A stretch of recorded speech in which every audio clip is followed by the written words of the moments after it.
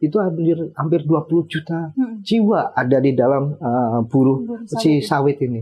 Artinya ini memang menjadi satu komoditas yang menurut kami yang tadi yang dibilang sangat strategis dan menjadi tumpuan banyak pihak. Memang dalam skenario kita itu kalau boleh tidak ada nambah lagi. Karena kalau nambah lagi pasti akan terjadi deforestasi. Untuk komoditas sawit itu 18,148 juta hektar. Itu artinya kita udah nyaris mau mencapai batas gitu, batas atas.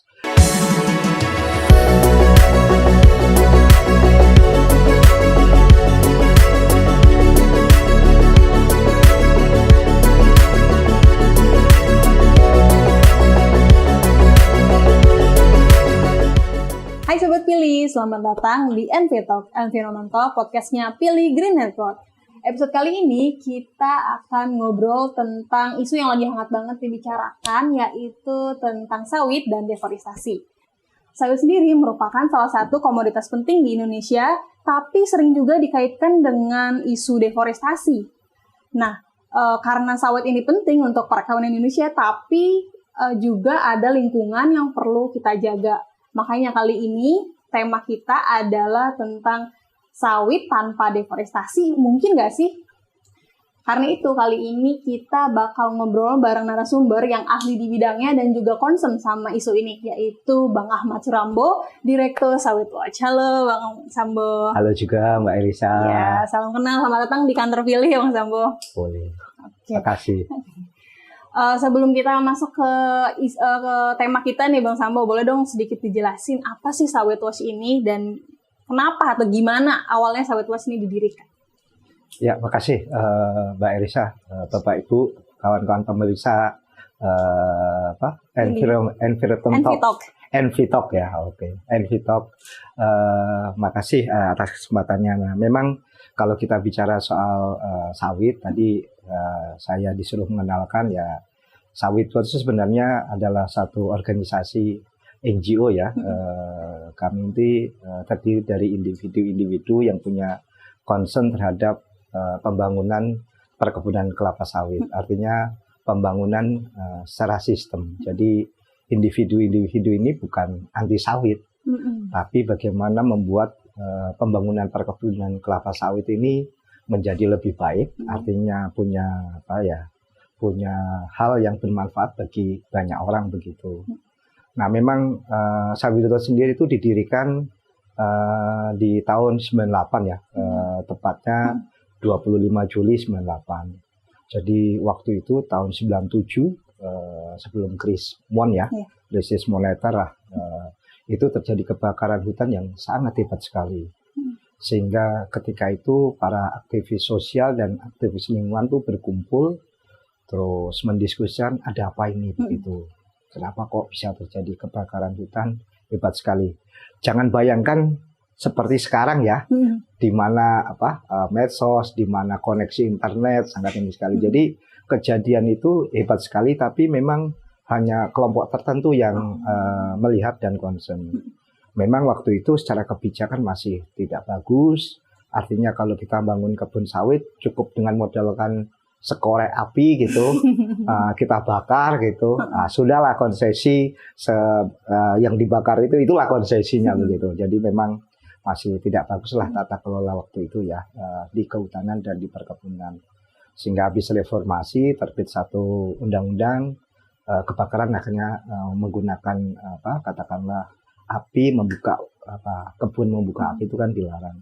Nah, saya balik tadi, setelah berkumpul aktivis sosial dan lingkungan ini sepakat akhirnya membentuk satu organisasi yang concern terhadap pembangunan perkebunan kelapa sawit ini.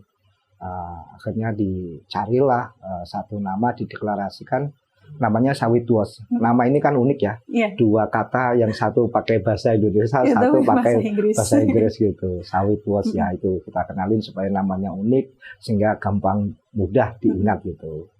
Nah, memang berproses ya, dari situ ternyata soal pembangunan kebun itu tidak hanya soal tadi kebakaran hutan saja dan lahan, tapi ternyata juga ada masyarakatnya. Nah, disitulah akhirnya kami sepakati bahwa Sawitot akhirnya mendedikasikan ada 4 kelompok, Mbak Erisa. Ada kelompok masyarakat adat, ada masyarakat lokal, ada buruh sawit dan petani sawit. Jadi Sawitot tuh punya layanan, kalau kita sering cerita itu ada layanan untuk tadi masyarakat adat, masyarakat lokal, buruh sawit dan petani sawit. Nah, anggotanya pun begitu juga. Jadi di Sawitot tuh punya kompetensi, ada yang ngerti soal buruh, ada yang ngerti soal petani, ada yang ngerti soal masyarakat lokal dan masyarakat adat begitu. Nah, sekarang berproses. Nah, akhirnya kami ya seperti ini sekarang, anggota kami tersebar ada sekitar 155 individu. Nah, ini akan nambah terus ketika nanti memang dibutuhkan begitu.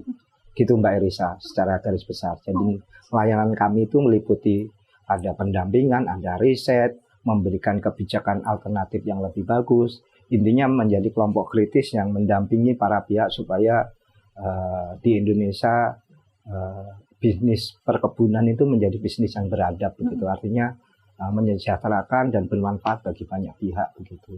Oke, jadi memang Sawitot ini awalnya berasal dari keresahan juga dan isu saat itu ya, Bang?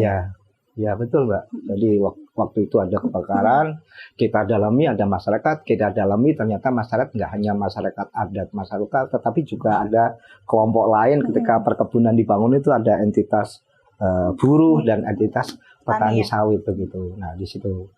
Bahkan kalau beberapa yang lain itu juga ada concern, Mbak Erisa. Sekarang sudah mulai masuk juga isu-isu soal konsumen, isu-isu soal perempuan dan macam-macam. Makanya memang ya namanya sistem kan kompleks, jadi entitasnya banyak ya begitulah akhirnya si Sawitot begitu. Oke, tapi berarti anggotanya juga nggak cuma yang di kantor ya Bang ya, tapi juga ada yang di lapangan, bahkan yang berasal mungkin dari petani dan buruhnya itu ya? Iya, anggota kami beragam, dari orang yang ada di pemerintahan, dosen, politisi, pengacara, sampai ke masyarakat yang ada di kampung-kampung.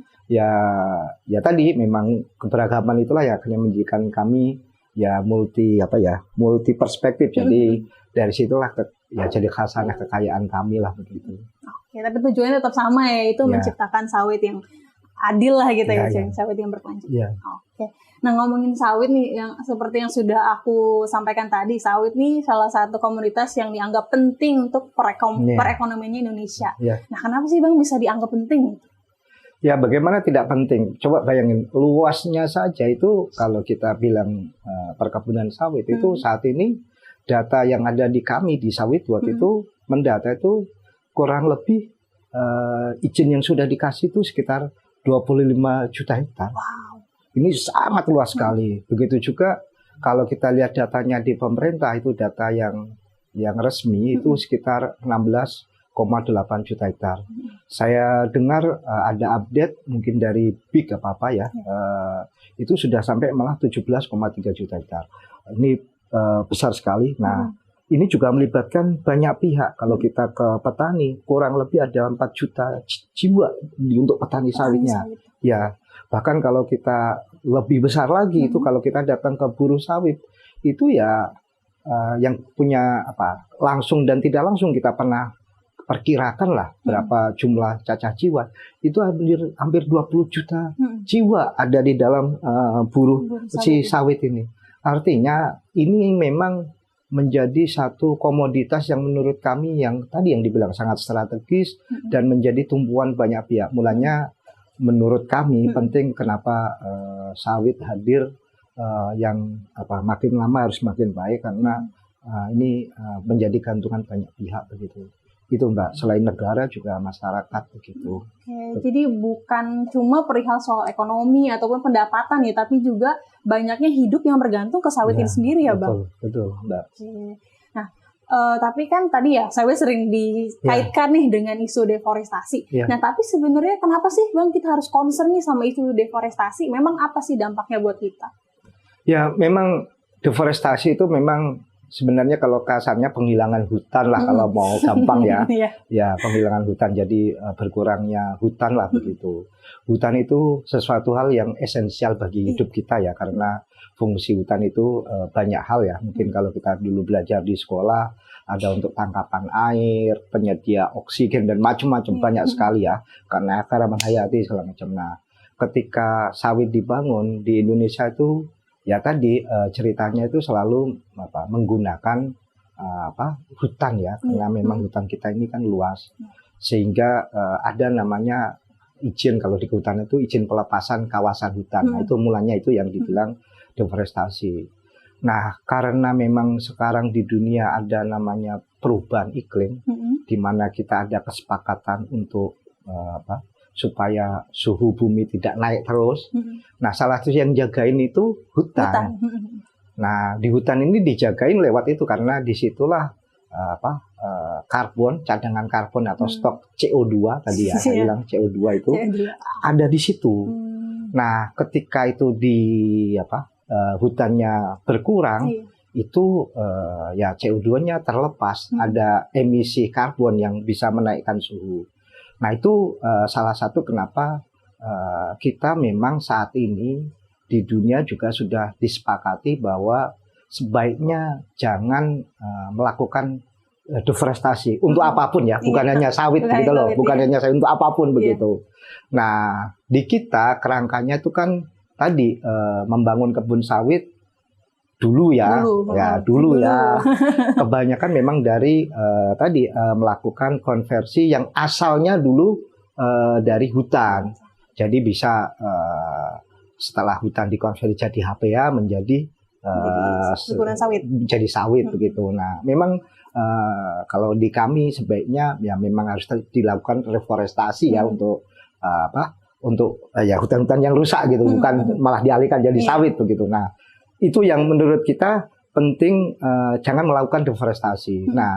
Nah, sekarang ini kami riset, Mbak Risa, riset kami terakhir itu ada namanya CAP ya, atau batas atas komoditas untuk daya dukung, daya tampung lingkungan untuk sawit gitu. Kami itu hitung ternyata di Indonesia itu, seluruh Indonesia ya, ada sekitar 18,148 juta hektar batasnya. Saat ini kan tadi saya bilang di BIK itu ada 17,3, jadi sudah nyaris masuk ke batas. Mulanya ketika Pak Presiden menyatakan mau ada perluasan, kami termasuk yang kelompok kritis memberi masukan ya ke Pak Presiden, sebaiknya jangan dilakukan.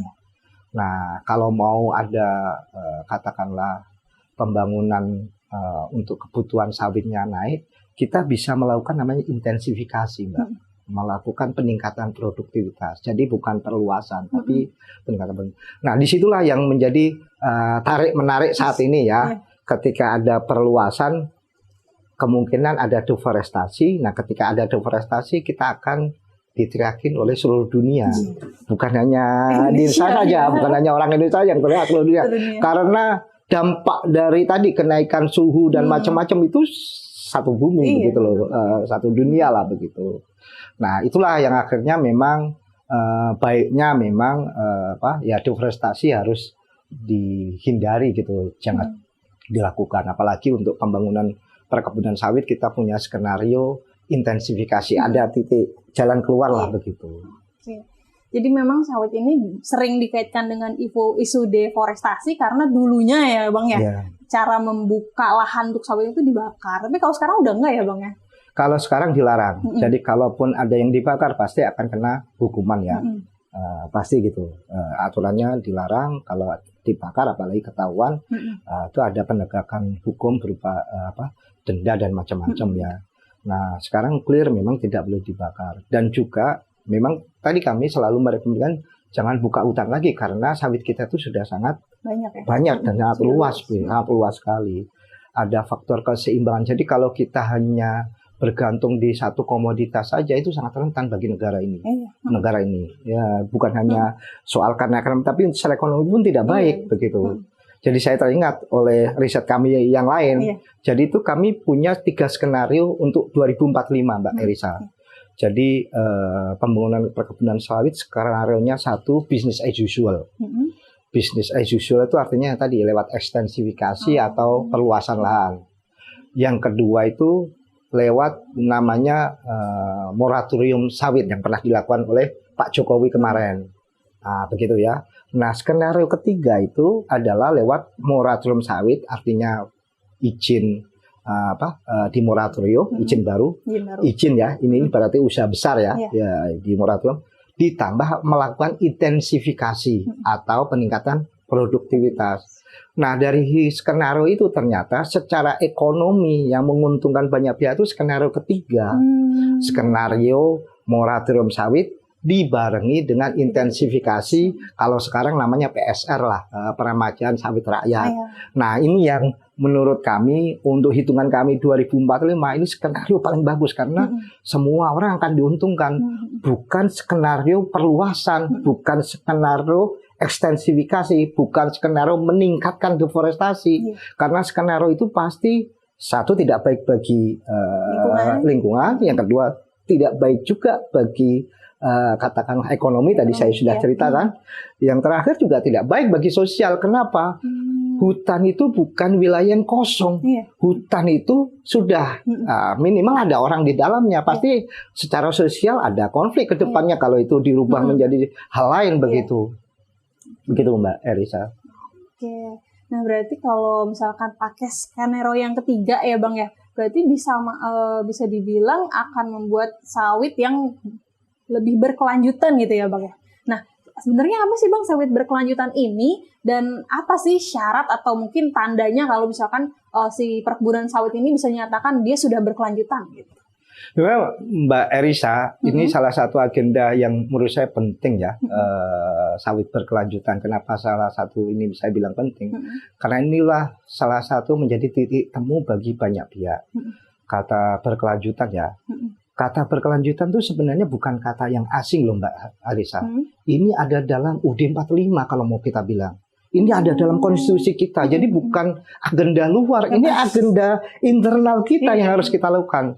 Coba nanti kalau kita ada waktu longgar, tolong buka di pasal 33 ayat 4 itu kita temukan itu kata berkelanjutan.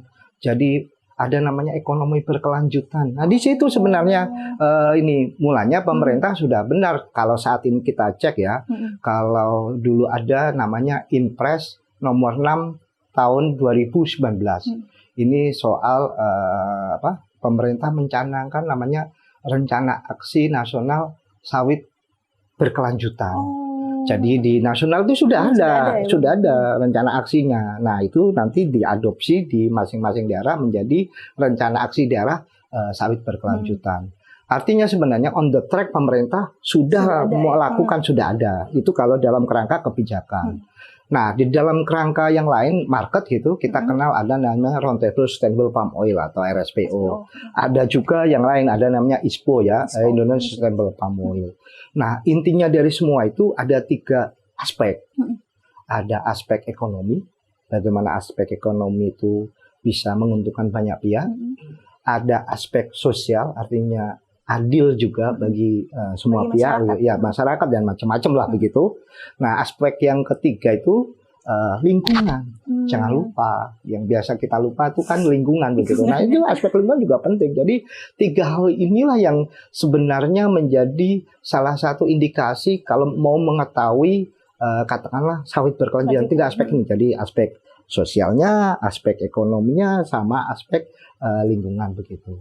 Gitu Mbak. Kalau di bahasa Inggris ini yang ini ya Mas Bang ya, yang people, property dan juga planet ya. Oke, jadi kalau ngomongin berkelanjutan nggak bisa nih lepas dari 3 hal itu. Iya betul Mbak. Nah, tapi tadi juga Bang Sambo sempat nyinggung soal sertifikasi ya RSPO ataupun ISPO. Nah, sebenarnya adanya sertifikasi ini terbukti ampuh nggak sih Bang untuk istilahnya membuat si sawit ini berkelanjutan atau mengurangi dampak-dampak negatifnya? Ya memang kalau kita bicara ideal pasti ada kekurangannya ya, tapi minimal kita sudah mencanangkan ada hal yang yang mau kita tuju. Itu tadi kata keberlanjutan, kita punya cita-cita untuk itu. Tapi memang Mbak Eriska masih kita lihat kalau ada perusahaan atau katakanlah usaha begitu dapat sertifikat RSPO atau sertifikat ISPO, kadang masih kita temui juga masalah di bawahnya. Ya menurut saya ini yang perlu diberesin ya. Jadi mulanya di RSPO atau di ISPO itu ada namanya mekanisme penanganan keluhan atau mekanisme penyelesaian konflik ada di dalamnya, ada dalamnya. Sehingga memang aspek ini yang akan terus-menerus diperbaiki begitu. Ya tadi kalau menurut saya kalau ada produk-produk tulisan RSPO, minimal dia punya komitmen lah untuk tadi berkelanjutan. Nah kalau ada masalah ya tinggal dilapor saja supaya cocok nggak itu dengan komitmennya. Kalau nggak cocok ya kita bisa buat satu hal supaya kata berkelanjutan dicopot karena dia nggak layak untuk mendapatkan berkelanjutan gitu.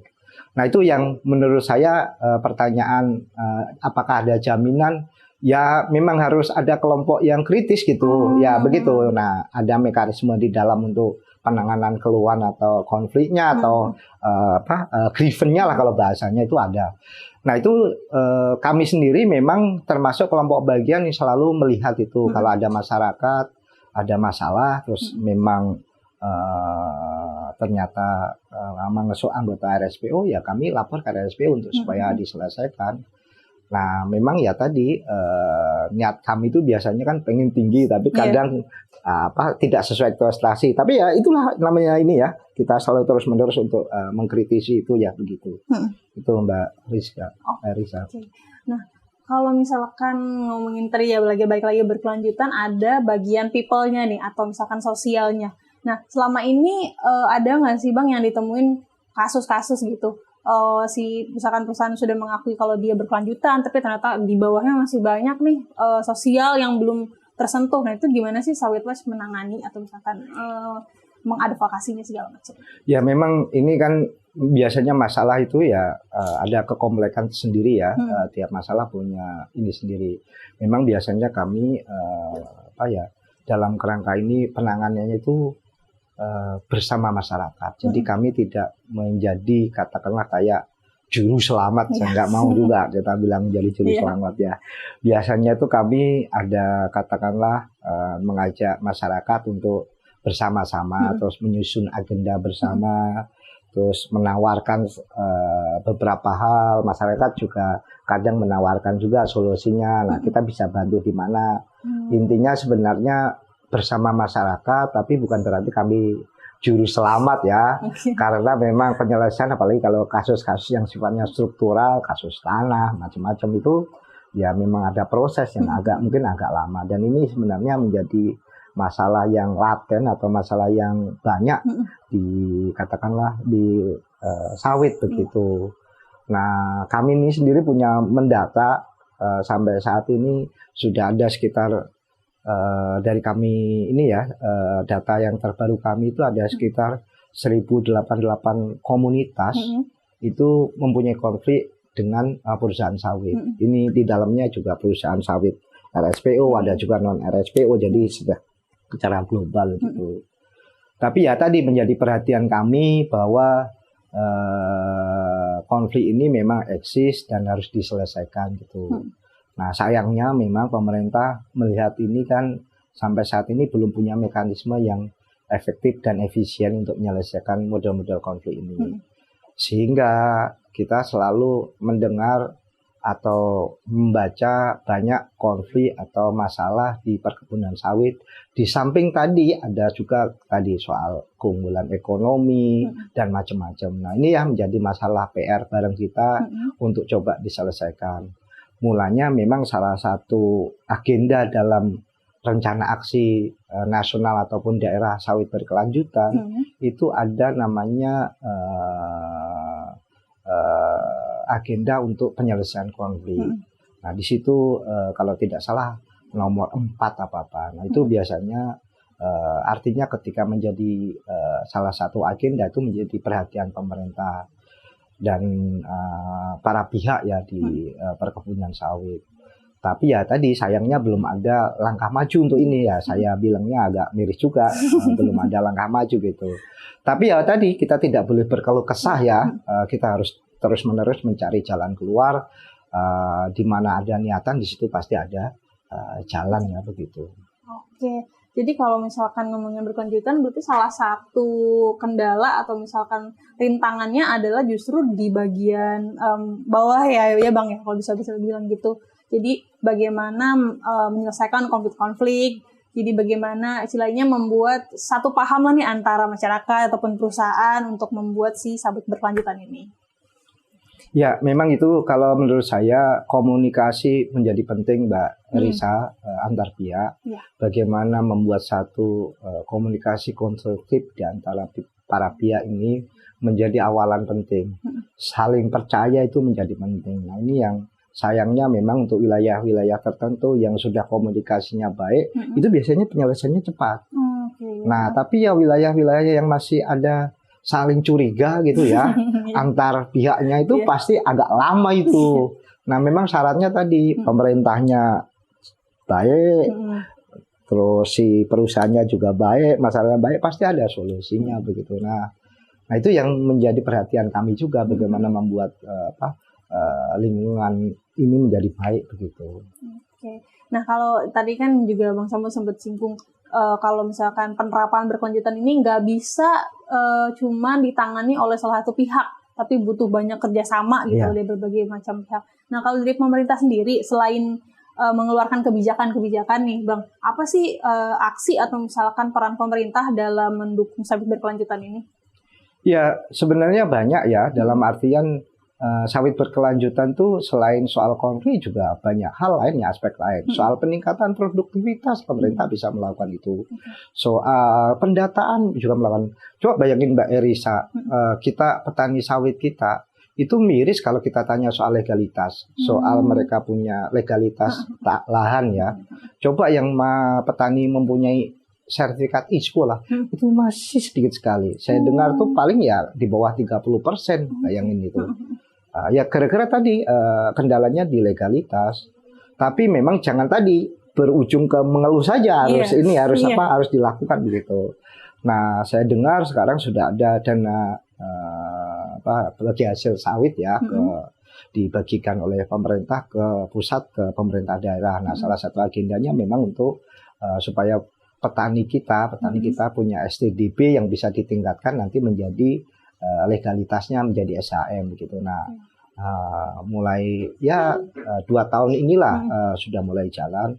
Sayangnya kalau beliau ngasih masukan memang masih kecil untuk urusan yang pemerintah melihatnya infrastruktur di kebun yang menjadi hal yang pengen diselesaikan dulu begitu ya. Kalau menurut saya memang tiap kabupaten kan punya tantangan dan ini masing-masing. Nah, ini yang penting pemerintah harus membuka diri untuk menerima masukan dari kabupaten atau provinsi berkenaan dengan tadi proporsi untuk dana bagi hasil untuk apa saja begitu.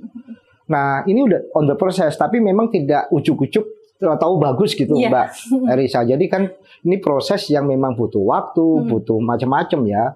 Tapi percayalah kalau pemerintah konsisten, persisten melakukan agenda berkelanjutan, ya saya percaya sawit ke depan di Indonesia akan menjadi industri yang beradab. Artinya tadi secara ekonomi baik, secara sosial baik, dan secara lingkungan juga baik begitu. Iya, karena memang nggak bisa dipungkiri ya Bang ya, sawit ini penting dan juga banyak yang bergantungan hidupnya di sawit ini. Oke, nah kalau misalkan misalkan kami nih penonton secara konsumen sendiri, gimana sih Bang biar bisa mendukung praktik si sawit berkelanjutan ini? Sebenarnya mudah kalau sebagai konsumen ya. Coba dicek nanti apakah di dalam katakanlah produk itu kadang ada tulisan RSPO, kadang ada tulisan ISPO. Minimal kalau kita sudah mulai selektif yang produk itu sudah punya sertifikasi berkelanjutan, kemungkinan gitu masalah-masalah yang saya cerita di depan itu agak berkurang lah gitu. Ini ada satu pertanyaan masuk dari Sobat Pilih, kalau kita sebut followersnya Pilih itu. Pertanyaannya, kalau tanpa deforestasi, di manakah sawit perusahaan itu bisa ditanam? Atau seperti apa kriteria penentuan izin kawasan hutan yang bisa dijadikan perusahaan sawit, Bang? Gitu. Ya, seperti yang saya nyatakan di sini ya, teman-teman tadi ya, kalau menyimak dari awal ya, bahwa sawit kita ini sudah sangat luas. Tadi saya bilang ada data terbaru tuh kalau versi pemerintah tuh 17,3 juta hektar. Kalau data di Sawitwet 25 juta hektar. Ini kan sangat luas sekali. memang dalam skenario kita itu kalau boleh tidak ada nambah lagi. Karena kalau nambah lagi pasti akan terjadi deforestasi. Apalagi kalau kita hitung tadi yang soal daya dukung, daya tampung lingkungan hidup ya, kita hitung untuk komoditas sawit itu 18,148 juta hektar. Itu artinya kita udah nyaris mau mencapai batas gitu, batas atas. Kalau batas atas ini dilampaui, ya akan terjadi bencana-bencana ekologis begitu loh. Itu yang menurut kita mulanya kita harus melakukan mitigasi, jangan melampaui itulah. Nah, apa yang bisa dilakukan? Nah, begitu ya. Sebenarnya membangun sawit tanpa deforestasi bisa. Lewat apa? Intensifikasi yang saya bilang tadi. Jadi peningkatan produktivitas lewat apa? Teknologi. Jadi bagaimana pupuk bisa hadir tepat waktu, bagaimana menggunakan katakanlah benih yang tersertifikasi, bagaimana katakanlah good agriculture, best agriculture diterapkan. Artinya memang ini yang kita butuhkan saat ini karena sudah luas sekali. Kita harus ngasih kesempatan juga ke komoditas-komoditas lain. Sehingga ketika ada keseimbangan, kita nggak tergantung ke satu komoditas. Dan itu sehat bagi Indonesia. Kalau kita hanya bergantung ke satu komoditas, kalau komoditas itu ada masalah, ya rentan jadinya kita. Jadi saya bayangkan Indonesia itu punya komoditas strategis tidak hanya sawit, begitu. Juga ada komoditas lain. Kita punya coklat, kita punya karet, kita punya kopi, macam-macam itu juga ini. Karena kalau semua disawitkan, kita rentan secara ekonomi. Bayangin kita hanya bergantung ke satu komoditas. Ingat pernah loh kejadian teman-teman kalau ingat sawit itu punya fluktuasi 10 tahun. Jadi ketika 10 tahun biasanya harga turun. Nah, itu biasanya dampaknya juga ke masyarakat banyak begitu. Nah, ini yang harus kita hindari. Kita sudah nyaris di cap, belum ada kata terlambat. Kita harus melakukan moratorium sawit.